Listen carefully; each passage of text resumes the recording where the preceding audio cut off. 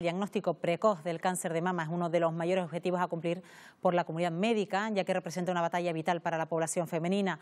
Aunque desde el punto de vista médico no hay consenso sobre la edad idónea en la que una mujer debería comenzar con las revisiones, lo cierto es que la mayoría de los expertos insisten en que deben llevarse a cabo cada año y muchos de ellos coinciden en que han de realizarse una vez que la mujer ha cumplido los 40 años.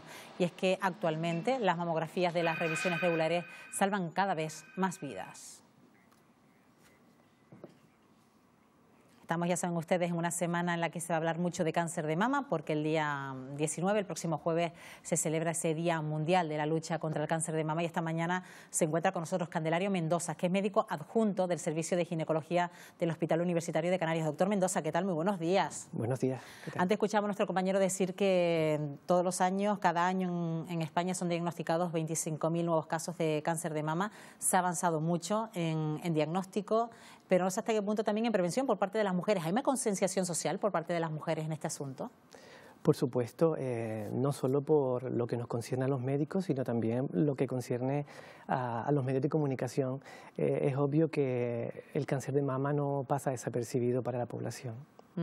Bueno, estamos hablando de, y lo decíamos al comienzo, de que no hay a lo mejor unanimidad entre los expertos a la hora de saber cuándo deben comenzar las revisiones. ¿Cuándo sería recomendable, a su juicio, comenzar con esas revisiones ginecológicas?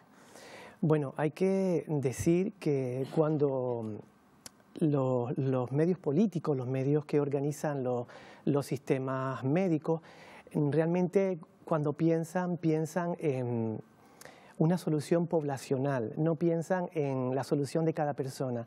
Ese es un concepto que las pacientes pueden confundir.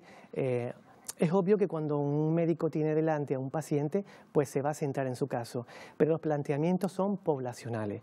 Entonces parece claro que el cribado del cáncer de mama es efectivo y está bien establecido, que es con la mamografía bienal, es decir, cada 2 años, en una población que tiene más riesgo de desarrollar el cáncer de mama, que es de 50 a 69 años.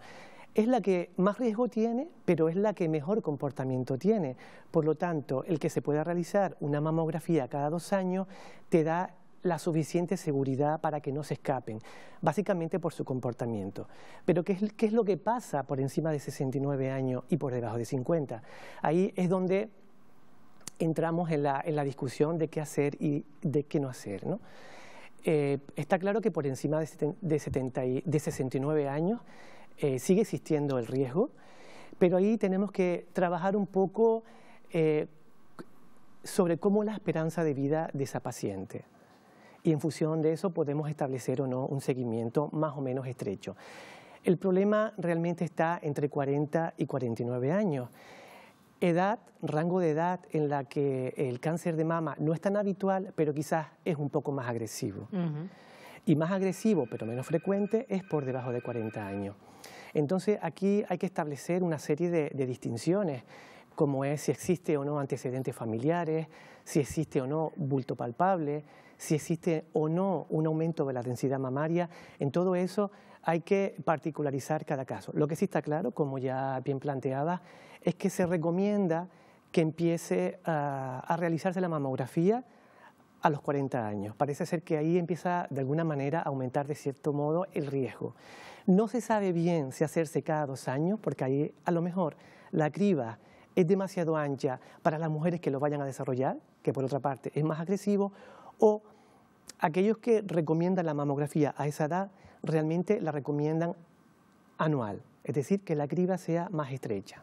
Y hablando de esas pacientes que pueden tener antecedentes familiares, hoy en día incluso ya es posible saber si se es portadora de la enfermedad, si se dan esas mutaciones que podrían vislumbrar en un futuro un cáncer de mama en esa persona.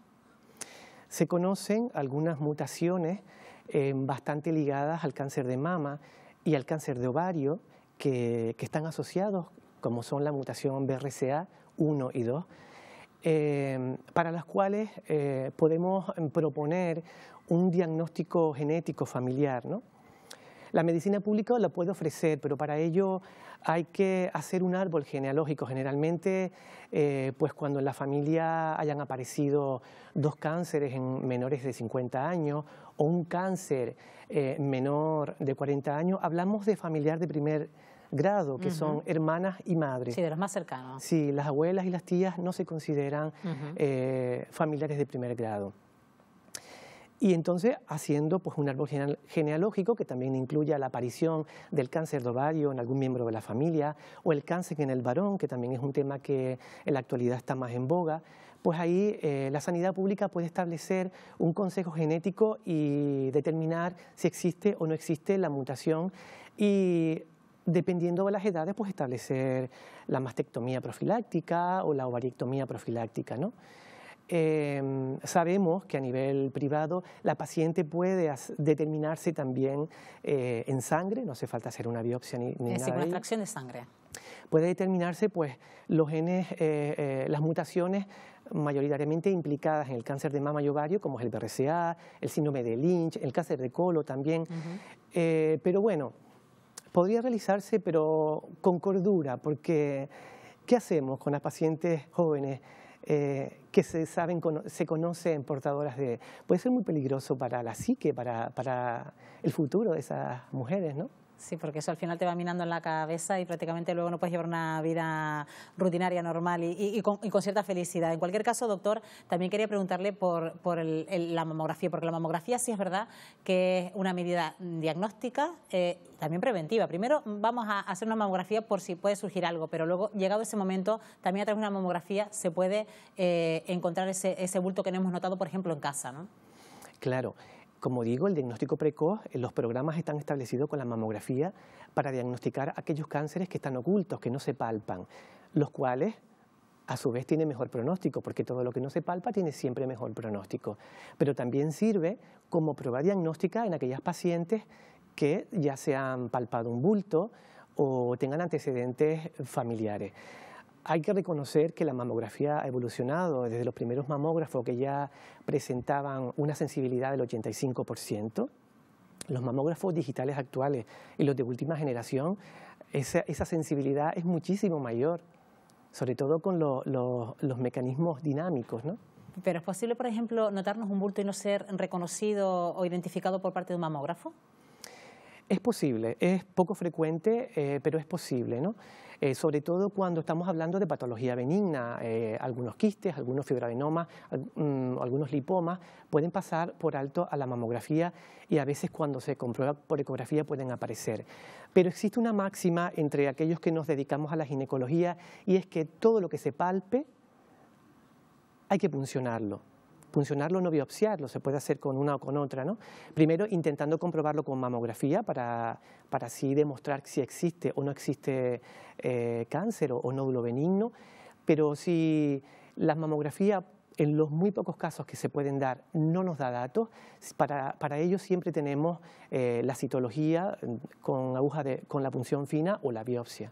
Pero todo lo que se toca hay que prestarle atención. Está claro que uno de los grandes temores de las mujeres cuando le diagnostican un cáncer de mama es, por ejemplo, perder un pecho, llegar a una mastectomía o incluso pasar por un proceso de quimioterapia. ¿Qué se aconseja en estos casos, doctor? Porque se ha hablado de muchas cuestiones y en esto también hay un debate. ¿Pasar primero por la quimioterapia y luego por la intervención quirúrgica o viceversa?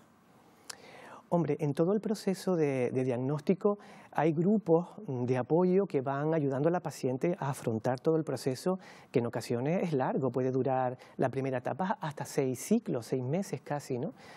La pregunta que me plantea, que es lo que se denomina quimioterapia neoadyuvante, es un proceso, es un tratamiento que en el pasado se usaba para aquellos cánceres que eran inoperables y también hasta hace poco se usaba para hacer un tratamiento conservador en aquellos cánceres que al principio no lo eran. Pero en la actualidad es un tratamiento que se está usando más a menudo y no por ello significa que el pronóstico sea peor. Es decir, aplicar la quimioterapia antes puede ayudar a reducir ese tumor antes de llegar a una intervención quirúrgica. ¿Pero un 100% lo puede llegar a reducir?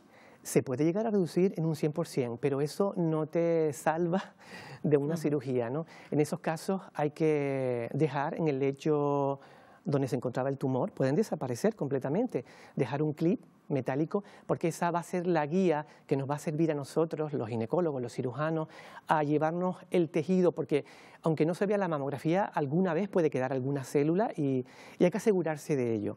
Pero hablando de la quimioterapia no adyuvante, que hay que quitarle el miedo, ¿no?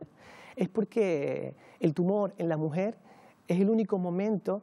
Es como un laboratorio in vitro que nos va a decir si ese tumor va a responder o no va a responder a la quimioterapia. Si ese tumor nos lo llevamos, nos lo quitamos, lo extirpamos y luego damos la quimioterapia, nosotros no vamos a saber nunca cómo ha respondido una quimioterapia. Si ese tumor iba o no a responder, porque en el futuro esa paciente puede o no presentar una recaída. Si la primera quimioterapia funcionó, lo más probable es que vuelva a funcionar.